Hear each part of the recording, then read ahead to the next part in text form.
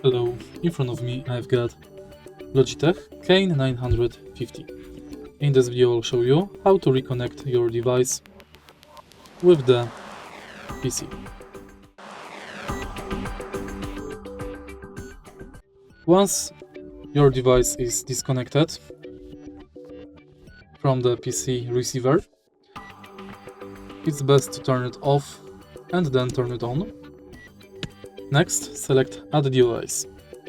Select Logibolt receiver and now long press F1 button to connect it. Select your keyboard and now type following numbers and tap enter.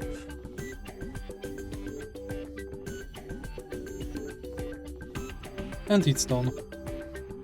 If you find this video helpful, please leave like, comment and subscribe.